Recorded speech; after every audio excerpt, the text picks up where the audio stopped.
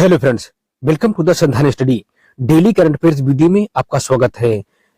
आज है 20 जनवरी 2026। तो शुरू करते हैं आज का करंट अफेयर्स। कोक बोरोक भाषा और संस्कृत से जुड़े कोक बोरोक दिवस का आयोजन प्रतिवर्ष किस तिथि को मनाया जाता है? इस प्रश्न का सही जवाब है ऑप्शन डी 19 जनवरी को।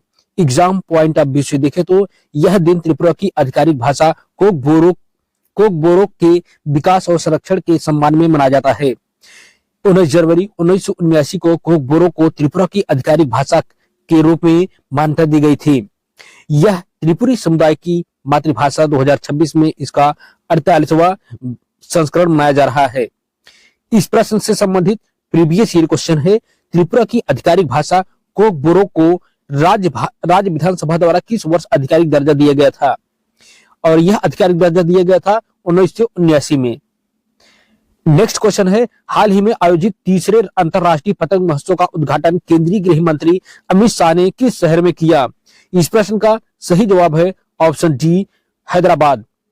इस प्रश्न को एग्जाम पॉइंट ऑफ व्यू से देखें तो यह केंद्रीय गृह मंत्री अमित शाह ने सिकंदराबाद हैदराबाद के परेड ग्राउंड में तीसरे अंतरराष्ट्रीय पतंग और सांस्कृतिक महोत्सव का उद्घाटन किया। यह आयोजन मकर संक्रांति के अवसर पर सांस्कृतिक पुनरुत्थान को बढ़ावा देने के लिए किया गया है, जिसमें विभिन्न देशों के पतंगबाजों ने अपनी कला का प्रदर्शन किया। इस प्रश्न से संबंधित प्रीवियस ईयर पीवाईक्यू है, गुजरात का प्रसिद्ध अंतरराष्ट्रीय पतंग महोत्सव उत्तरायण मुख्य रूप से किस शहर में आयोजित किया जाता है? इस प्रश्न का जवाब जो था वह अहमदाबाद था। नेक्स्ट क्वेश्चन है, विश्व की सबसे प्राचीन नदी मानी जाने वाली फिंक नदी किस देश में स्थित है?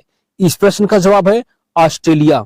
विश्व की सबसे पुरानी नदी ऑस्ट्रेलिया में फिंक नाम से जानी जाती है।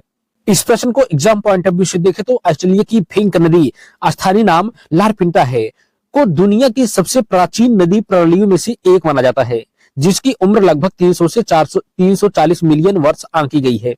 यह मध्य ऑस्ट्रेलिया के मैकडॉनेल पर्वत से निकलती है और एडमोंका बेसिन में समाप्त हो जाती है। इस प्रश्न से संबंधित प्रीवियस ईयर पीवाईक्यू है, निम्नलिखित में से कौन सी नदी अपनी अत्यधिक प्राचीनता और शुष्क जलवायु के बावजूद अपने पुराने मार्ग पर बने रहने के लिए जानी जाती है? और वह है फिंक नदी।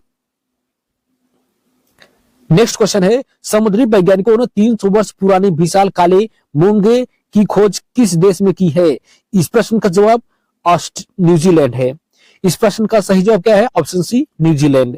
इस प्रश्न को एग्जाम पॉइंट ऑफ व्यू से देखें तो न्यूजीलैंड के फियोर्डलैंड क्षेत्र में समुद्री वैज्ञानिकों ने एक विशाल काले मूंगे की खोज की है, जिसकी आयु लगभग 300 वर्ष आंकी गई है। यह खोज समुद्री जैव विविधता और जलवायु परिवर्तन के ऐतिहासिक डेटा को समझने में अत्यंत महत्वपूर्ण मानी जा रही है। इस प्रश्न से संबंधित प्रीवियस ईयर पीवाईक्यू है, कोरल रीफ मूंग चट्टाने को अक्सर समुद्र के वर्षा वन कहा जाता है। दुनिया की सबसे बड़ी कोरल रीफ प्रणाली ग्रेट बैरियर रीफ कहाँ स्थित है? इस प्रश्न का जवाब जो था वो ऑस्ट्रेलिया। दुनिया की सबसे बड़ी कोरल रीफ प्रणाली ग्रेट बैरियर रीफ ऑस्ट्रेलिया में स्थित है। नेक्स्ट क्वेश्चन है, महिला उद्यमियों को डिजिटल प्लेटफॉर्म उपलब्ध कराने के उद्देश्य से गृह लक्ष्मी डिजिटल मार्केटिंग पोर्टल किस राज्य सरकार द्वारा शुरू किया गया है? इस प्रश्न का जवाब है option C Bihar. Exam point of view से देखें तो इस प्रश्न को बिहार सरकार ने महिला उद्यमियों के उत्पादों को ऑनलाइन बाजार उपलब्ध कराने के लिए गृह लक्ष्मी डिजिटल मार्केटिंग पोर्टल की शुरुआत की है। इसके माध्यम से स्वयं सहायता समूहों SHG से जुड़ी महिलाएं अपने हस्तशिल्प और स्थानीय उत्पादों को वैश्विक स्तर पर बेच सकेंगी, जिससे उनका आर्थिक सशक्तिकरण होगा। इस प्रश्न से संबंधित प्रीवियस ईयर पीवाईक्यू है, बिहार सरकार द्वारा शुरू की गई मुख्यमंत्री महिला उद्यमी योजना के तहत महिला उद्यमियों को कितनी अधिकतम राशि की वित्तीय सहायता, ऋण और अनुदान प्रदान की जाती है? और वह 10 लाख रुपए का वित्तीय ऋण अनुदान प्राप्त किया जाता है। नेक्स्ट क्वेश्चन है, हाल ही में केंद्रीय सतर्कता आयोग CVC में सतर्कता आयुक्त के रूप में किसे नियुक्त किया गया है? इस प्रश्न का जवाब है ऑप्शन सी प्रवीण वशिष्ठ को। इस प्रश्न को एग्जाम पॉइंट ऑफ व्यू से देखें तो वरिष्ठ आईपीएस अधिकारी बिहार कैडर 1991 बैच के प्रवीण वशिष्ठ को हाल ही में केंद्रीय सतर्कता आयोग सीवीसी में सतर्कता आयुक्त के रूप में नियुक्त किया गया है। उन्होंने 16 जनवरी 2026 को पद की शपथ ली। इस नियुक्ति के साथ ही आयोग अब अपनी पूर्ण 3 सदस्यीय क्षमता, एक मुख्य सतर्कता आयुक्त और 2 सतर्कता आयुक्त के साथ कार्य कर रहा है। इस प्रश्न से संबंधित प्रीवियस पीआईक्यू है, केंद्रीय सतर्कता आयोग सीवीसी के सदस्यों की नियुक्ति करने वाली समिति में निम्नलिखित में से कौन शामिल नहीं होता है? और वह है भारत के मुख्य न्यायाधीश। यह केंद्रीय सतर्कता आयोग सीवीसी के सदस्यों की नियुक्ति करने में शामिल नहीं होता है। नेक्स्ट क्वेश्चन है, भारत में पहली बार आयोजित नमो बुक फेस्टिवल किस शहर में संपन्न हुआ? इस प्रश्न का सही जवाब है ऑप्शन ए विशाखापत्तनम। इस प्रश्न को एग्जाम पॉइंट ऑफ व्यू से देखें तो भारत का पहला नमो बुक फेस्टिवल आंध्र प्रदेश के विशाखापत्तनम में आयोजित किया गया। इस महोत्सव का उद्देश्य युवाओं में पढ़ने की आदत को बढ़ावा देना और भारतीय साहित्य व लेखकों को एक मंच प्रदान करना था। इसमें देश भर के प्रकाशकों ने भाग लिया और विभिन्न विषयों पर चर्चा सत्र आयोजित किए गए। इस प्रश्न से संबंधित प्रीवियस ईयर पीआईक्यू है, एशिया का सबसे बड़ा और सबसे पुराना पुस्तक मेला कोलकाता अंतरराष्ट्रीय मेला पहली बार किस वर्ष आयोजित किया गया था? इस प्रश्न का जवाब है ऑप्शन बी 1976 में आयोजित किया गया है। नेक्स्ट क्वेश्चन है, जनजातीय चिकित्सकों के लिए देश का पहला राष्ट्रीय क्षमता निर्माण कार्यक्रम किस स्थान पर आयोजित किया गया?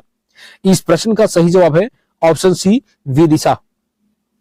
इस प्रश्न को एग्जाम पॉइंट ऑफ व्यू से देखें तो मध्य प्रदेश के विदिशा में जनजातीय चिकित्सकों के लिए देश का पहला राष्ट्रीय क्षमता निर्माण कार्यक्रम आयोजित किया गया। इस पहल का उद्देश्य पारंपरिक जनजातीय चिकित्सा पद्धति को आधुनिक वैज्ञानिक दृष्टिकोण के साथ एकीकृत करना और इन चिकित्सकों के कौशल को प्रमाणित व संरक्षित करना ताकि ग्रामीण क्षेत्रों में स्वास्थ्य सेवाओं को बेहतर बनाया जा सके।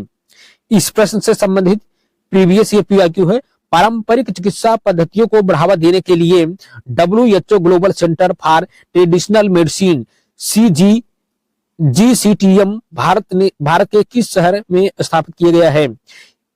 इस प्रश्न का जवाब था जामनगर। नेक्स्ट क्वेश्चन है, हाल ही में शुरू हुआ स्पुतनिक बूस्टर महोत्सव भारत के किस क्षेत्र से संबंधित है? इस प्रश्न का जवाब है ऑप्शन सी लद्दाख से संबंधित है। एग्जाम पॉइंट ऑफ व्यू से देखें तो स्पुतनिक बूस्टर लद्दाख का 1 वर्षीय 2 दिवसीय सांस्कृतिक और धार्मिक उत्सव है जो स्पुतनिक मठ में मनाया जाता है। बूस्टर का अर्थ है बलिदान। इस उत्सव का मुख्य आकर्षण चाम नृत्य मुखौटा नृत्य है जो बुराई पर अच्छाई की जीत का प्रतीक है। इसमें भिक्षु रंगीन कपड़े और डरावने मुखौटे पहनकर नृत्य करते हैं। इस प्रश्न से संबंधित प्रीवियस ईयर पीआईक्यू देखें तो लद्दाख में तिब्बती नववर्ष के आगमन पर कौन सा प्रमुख उत्सव मनाया जाता है? वह है लोसार महोत्सव। नेक्स्ट क्वेश्चन है, भारत के 92वें शतरंज ग्रैंड मास्टर बनने वाले आर्यन वार्ष्णेय किस राज्य या केंद्र शासित प्रदेश से आते हैं? इस प्रश्न का जवाब है ऑप्शन बी दिल्ली। इस प्रश्न को एग्जाम पॉइंट ऑफ व्यू से देखें तो दिल्ली के शतरंज खिलाड़ी आर्यन वार्ष्णेय भारत के 92वें शतरंज ग्रैंड मास्टर GM बने हैं। उन्होंने इटली में आयोजित कैथोलिका ओपन के दौरान अपना अंतिम ग्रैंड मास्टर नाम हासिल कर यह उपलब्धि प्राप्त की। वह दिल्ली से ग्रैंड मास्टर का खिताब हासिल करने वाले प्रतिभाशाली युवाओं की सूची में शामिल हो गए हैं। इस प्रश्न से संबंधित प्रीवियस ईयर पीआईक्यू है, भारत के पहले शतरंज ग्रैंड मास्टर कौन थे और उन्होंने यह खिताब किस वर्ष जीता था? और वह थे विश्वनाथन आनंद। 1988 में पहला खिताब जीता था। नेक्स्ट क्वेश्चन है, हाल के आंकड़ों के अनुसार 5G उपभोक्ताओं की संख्या के मामले में विश्व में दूसरा स्थान किस देश ने प्राप्त किया है? इस प्रश्न का सही जवाब है ऑप्शन ए भारत। इस प्रश्न को एग्जाम पॉइंट ऑफ व्यू से देखें तो हालिया दूरसंचार रिपोर्टों के अनुसार भारत अब दुनिया का दूसरा सबसे बड़ा 5G बाजार बन गया है। चीन इस सूची में पहले स्थान पर है। भारत ने यह उपलब्धि बहुत ही कम समय में अक्टूबर 2022 में लॉन्च के बाद हासिल की है, जहां अब 10 करोड़ से अधिक सक्रिय 5G उपयोगकर्ता रिलायंस जियो और भारती एयरटेल इस विस्तार के मुख्य चालक रहे हैं। इस प्रश्न से संबंधित प्रीवियस ईयर पीवाईक्यू है, भारत में आधिकारिक तौर पर 5G सेवाओं की शुरुआत प्रधानमंत्री द्वारा किस तिथि को की गई थी? इस प्रश्न का जवाब है 1 अक्टूबर 2022 को। हाल ही में जीआई टैग से सम्मानित की गई पोंडोरू खादी भारत के किस राज्य की पारंपरिक हस्तकला है? इस प्रश्न का जवाब है ऑप्शन डी, आंध्र प्रदेश। पोंडोरू खादी आंध्र प्रदेश की हस्तकला है। इस प्रश्न को एग्जाम पॉइंट ऑफ व्यू से देखें तो आंध्र प्रदेश के श्रीकाकुलम जिले की प्रसिद्ध पोंडोरू खादी को हाल ही में जीआई टैग प्रदान किया गया है। यह खादी अपनी बेहतरीन गुणवत्ता के लिए जानी जाती है, क्योंकि इसे लाल कपास के से हाथ से काता और बुना जाता है। महात्मा गांधी भी पोंडोरू खादी की बारीकी और शुद्धता के बहुत प्रशंसक थे। इस प्रश्न से संबंधित प्रीवियस ईयर पीवाईक्यू है, भौगोलिक संकेत जीआई टैग की समय सीमा कितनी होती है और इसे पहली बार भारत में किसे दिया गया था? और वह इसका उत्तर है 10 वर्ष दार्जिलिंग चाय।